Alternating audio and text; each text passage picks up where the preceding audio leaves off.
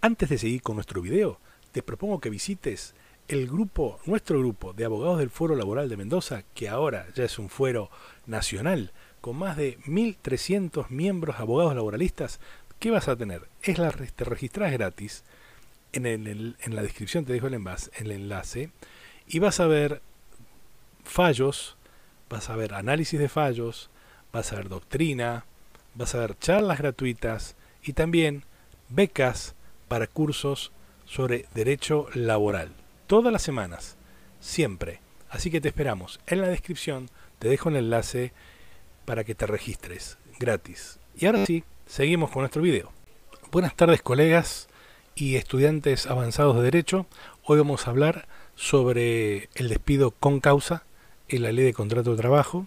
¿Y por qué vamos a hablar sobre el despido con causa? Justamente porque al haber existido o al haberse emitido un DNU que prohíbe los despidos incausados, o por otro motivo, pero sí están permitidos los despidos con causa, muchos empleadores han tomado por costumbre ahora despedir gente con una motivación, que puede ser real o no, pero eso ya lo vamos a ver. Para eso vamos a ver entonces los dos artículos más importantes que tiene la ley 2744, que es el 242 y el 243, y advertir primero que el 242 habla de la justa causa tanto para el lado del trabajador como para el lado del empleador. Vale decir, si el empleador no está cumpliendo con algunas obligaciones, entonces el trabajador podrá realizar un despido indirecto, que se llama, y podrá solicitar las indemnizaciones legales pertinentes. Pero yo quiero profundizar más que nada en el despido con causa que hace el empleador, ¿no? Por esto mismo del DNU que estábamos hablando.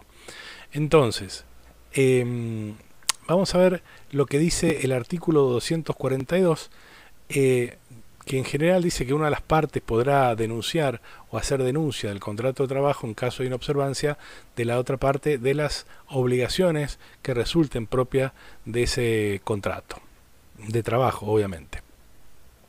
Pero no es así nomás, sino que tienes un incumplimiento que configura una injuria que por su gravedad no consienta con la persecución de la relación laboral. Y aquí hago un stop, porque no cualquier incumplimiento por parte del trabajador, volvamos a que estamos en la parte trabajadora, no cualquier incumplimiento produce un despido con justa causa. Esto es importante. ¿Por qué? Porque muchas veces el empleador, mal asesorado, pone en su carta de despido que se lo despide y se pierde la confianza en ese trabajador y que trae perjuicio económico a la empresa por el solo hecho de que el trabajador no justificó, por ejemplo, 2 faltas, o porque se ausentó 2 o 3 veces a su trabajo, o porque no realizó el trabajo según las instrucciones. ¿Ok? En general, estas motivaciones objetivamente no trae aparejado ninguna causal de despido con causa, digamos, ¿no? Porque no son de tal gravedad como para romper la relación laboral. Perdón, es la alergia. Sí podríamos hablar de un solo hecho que hace que se rompa la relación laboral, si hay una riña, si el trabajador le pega, por ejemplo, al empleador y eso está probado, si hay un ilícito y eso está probado. En fin, hechos que si uno lo valora desde el punto de vista objetivo, realmente no es una injuria de tal gravedad que no consiente proseguir con la relación laboral. Ahora, si son hechos que son aislados, bueno, hay otras formas de sancionar y de corregir la conducta del trabajador, que serán a través de sanciones, ¿no es cierto? Son un apercibimiento, serán una suspensión, por ejemplo, etcétera, etcétera.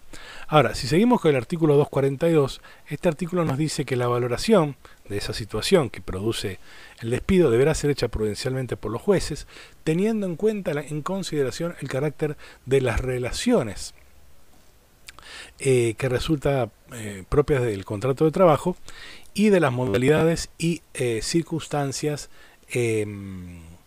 personales de cada caso. Es decir, acá hago un parate. ¿Por qué? Porque lo que está diciendo es que, en definitiva, quien va a evaluar si la causal es un despido con causa o no es el juez. Está bien, nosotros en una demanda podemos plantear ¿no es cierto? Si vamos por el trabajador, que la causal del despido, que ha sido dos faltas injustificadas, obviamente no es una causa de despido justificado, pero si a mí me están motivando la carta de despido en que el vigilador, cuyo objetivo del contrato de trabajo es vigilar y hacer seguridad en un country, en un establecimiento, en una empresa, lo encuentran dormido y hay probanzas al respecto, evidentemente es una justa causa de despido porque no cumple ni siquiera con el objeto del contrato. Bien, el artículo 243 nos va a hablar sobre cómo va a ser esta comunicación y la invariabilidad de la causa de despido. Básicamente el despido con causa, tanto dispuesto por el trabajador o por el empleador, insisto, ahora vamos a hablar sobre el tema del empleador, que está fundada en estas justas causas, tiene que hacerse por escrito. Esto es fundamental.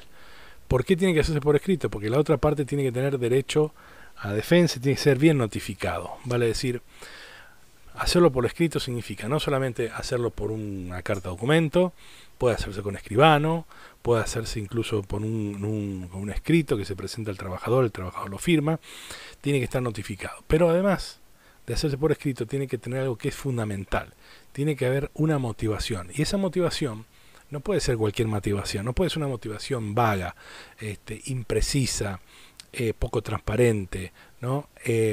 Por ejemplo, no se puede decir se le despide a usted con causa por pérdida de confianza, eso ya lo sabemos, ¿no es cierto? Ni tampoco porque usted no vino a trabajar. Tiene que decir porque usted a lo mejor hirió, o porque robó, o porque desobedeció órdenes muy estrictas el día tal, a tal hora, ¿no? Es decir, tiene que ser bien configurado la motivación para que después el trabajador pueda también ejercer su derecho de defensa. Y esto es válido porque además el empleador, una vez que determina cuál es el motivo del despido en esa carta documento, en esa notificación, después cuando él reciba la demanda por rechazo de este despido con causa, reciba la demanda, no podrá el contestar cambiando, no podrá contestar la demanda cambiando la motivación por el cual despidió al trabajador, perdón. Bien, entonces esto es fundamental porque a veces yo veo en las cartas, documentos que traen los trabajadores unas fallas terribles, poco creíbles o poco claras las motivaciones, incluso muchas veces dan 3 o 4 motivos que realmente no son concisos, no determinan fechas, no dice a qué se refiere, etcétera, etcétera. Entonces, esto del despido con causa hay que tenerlo muy en cuenta. Otro tema que quiero hablar es sobre el despido con causa aparente, que se llama. El despido con causa aparente, a diferencia del despido con causa común, es aquel despido, ya lo decía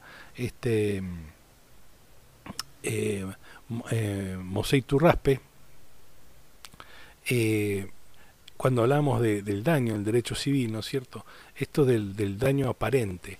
Y aquí estamos hablando del despido con causa aparente, una causa aparente, que es, por ejemplo, esas son causas que según el empleador causan perjuicio o pérdida de confianza, pero que sabemos que ni siquiera objetivamente puede pasar un intercambio telegráfico. Por ejemplo, este es un caso real que pasó en nuestro estudio, que vino una trabajadora de una heladería muy afamada, donde la habían despedido porque la trabajadora, ante el pedido de una clienta de un sabor, le puso un sabor parecido. Por ejemplo, yo no recuerdo bien, pero por ejemplo, la clienta había pedido, por decirle, frutilla con chocolate con nuez, y la trabajadora le puso frutilla con chocolate con higo. Esto es algo simpático, pero fue real. Entonces, el empleador, que obviamente inventó esta causa porque no tiene asidero, no pasa ninguna interpretación ni ningún análisis para un juez, la despidió con esta causa diciendo que esa clienta se había quejado y le había producido un grave perjuicio a la empresa. Obviamente lo llevamos a la justicia, me dio hasta vergüenza, nos dio vergüenza llevar esto a la justicia, pero obviamente se arregló, no se llegó a sentencia, pero el juez también en la audiencia de conciliación le dio a entender al colega que venía de la contraparte que esto no podía ser así, que era una vergüenza. Bueno, esta es la famosa causa aparente, esa causa que se pone en una carta de documento que ni siquiera tiene un mínimo de análisis para realizar, que sabemos que lo va a agarrar un juez y lo va a dar vuelta. Se hace para obligar de alguna forma al trabajador a ir a un juicio y entonces, primero, el empleador se exime de la responsabilidad de pagar las indemnizaciones en un principio. Estira el tiempo porque obliga al trabajador a ir a un juicio, pero acá viene el análisis que yo quería hacer. ¿Es lo mismo una causa que en principio no es aparente, como por ejemplo después de que usted, por ejemplo, se le impute al trabajador el no realizar no cumplir las órdenes como las tienen pautadas y eso trajo aparejado que hubo un error en el proceso de la fabricación de algún elemento y que ya estaba sancionado antes o incluso no, directamente se lo despide con causa, a que se dé este caso de la trabajadora y los sabores del helado y entonces se le paga al primer trabajador lo mismo que a la segunda trabajadora. Tiene que esta trabajadora por el solo hecho de inventar una causa tan de simple que no pasa ningún análisis, sufrir y meterse en un proceso judicial, pasar 2 años de juicio para después cobrar lo mismo que cobraría el otro trabajador donde digamos la causa no es aparente, es una causa lógica, es una causa que hay que probar, es una causa que el empleador puede digamos tiene que objetivamente puede ser una causa, justa causa, más allá después que lo pruebe o no, ¿no es cierto? Porque en los procesos a veces las pruebas caen o se pierden o digamos difícil probanza, pero objetivamente debe ser así. Y entonces, ¿qué pasaría en el caso de la trabajadora? ¿Podríamos nosotros estar pidiendo por la maniobra del empleador, que además es una empresa, que además tiene abogado, que además tiene contadores, etcétera, etcétera, que da esta motivación tan simple, ínfima, burlesca, diría yo? ¿Podríamos solicitarle que pague un daño moral? Bueno, esa es la idea para analizar. Esa es la idea para analizar. Si alguno me quiere hacer algún comentario respecto a este tema o tiene algún fallo, me lo puede dejar en comentarios. Yo creo que sí. Yo creo que particularmente sí, porque si no sería lo mismo. Es decir, yo podría despedir, por ejemplo, a cualquier trabajador porque no me gusta la cara. Y después espero el juicio y obviamente le voy a pagar lo mismo que a cualquier otro trabajador que creí haberlo echado con justa causa y después no lo pude probar. Obviamente está el artículo 275 que podríamos ver ahí, ¿no? Si bien no podemos pedir a lo mejor daño moral, pero podríamos ver el 275 por la mala fe del empleador, ¿no es cierto? Si bien se aplica generalmente en el ámbito procesal, pero también lo podríamos proponer extraprocesalmente, porque hay que aclararle al juez que, digamos, no es lo mismo, y si esto fuera así, estaríamos de alguna forma incentivando a este tipo de despido con causa, que se ve en muchos lados, realmente. Así que espero tus comentarios y bueno, a ponerse a estudiar. Yo siempre digo que la mejor forma de estudiar es leyendo fallos, leer la ley, pero también fallos, buscar fallos. Buscan en Google fallos sobre despido con causa y leerlo. Así que si les gusta, genial, denme un like, además suscríbanse a mi canal, porque siempre vamos a tratar de aprender un poquito más de derecho laboral, bien simple, derecho laboral para todos. Nos vemos, un abrazo muy grande.